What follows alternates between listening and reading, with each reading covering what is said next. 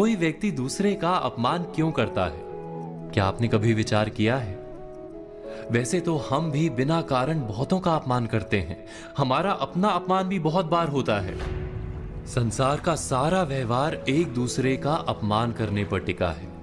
जैसे पति अपनी पत्नी का अपमान करता है, पिता अपनी संतानों का अपमान करता है, नौकरी देने वाला अपने नौकर का अपमान करता है, अर्थात जो भी बलवान है वो निर्बल का अपमान करता है। यदि हम शक्तिमान हैं तो अपमान के बदले में लड़ाई करते हैं, और यदि लड़ने की शक्ति नहीं होती तो हम अपमान सह लेते हैं, स्वयं को निर्बल और असहाय मान लेते हैं। हमें छोटे होने का एहसास होता है। ऐसा प्रतीत होता है जैसे हमारी आत्मा कुचली गई हो। किंतु कोई किसी का अपमान क्यों करता है? हम विचार कर रहे थे कि जब अपमान होता है तो मनुष्य को अपनी निर्बलता का एहसास होता है, और निर्बलता का बोध मनुष्य को कुचल देता है। वो अधिक से अधिक निर्बल बन जाता है, अत्याचार सहने की आदत सी पड़ जाती है, आत्मविश्वास का नाश हो जाता है। और जब आत्मविश्वास नहीं होता तो मनुष्य शराब और जुए जैसे व्यसनों में सुख ढूंढता है, मन से रोगी बन जाता है। आखिर किसी भी मनुष्य की ऐसी दुर्गति कोई क्यों करता है? अपमान करने वाला वास्तव में क्या सिद्ध करना चाहता है? कभी गहराई से विचार किया है?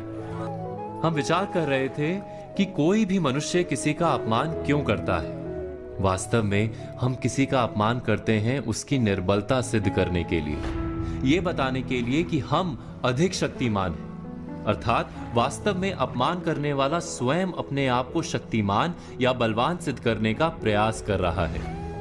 अपमान करने वाला हकीकत में अपनी शक्ति से आश्वस्त नहीं है, उसे अपनी शक्ति पर भरोसा नहीं है। दूसरों को चुनौती देकर वो अपनी शक्ति पर विश्वास प्राप्त करने की कोशिश करता है। क्या ये सच नहीं? हम बात कर रहे थे कि जब हम किसी का अपमान करते हैं तो वास्तव में इतना ही प्रकट करते हैं कि हमें अपने बल पर भरोसा नहीं। हमें ये संसार एक अविरत संघर्ष प्रतीत होता है, कभी ना रुकने वाली एक जंग सी दिखाई देती है। हम अपने निकट आने वाले सभी को प्रतिद्वंदी मानते हैं, फिर वो पति या पत्नी ही क्यों ना हो। हमें निरंतर लगता है कि हमें अपनी शक्ति सिद्ध करनी होगी, अन्यथा हमारा शोषण होगा, हम किसी के गुलाम बन जाएंगे।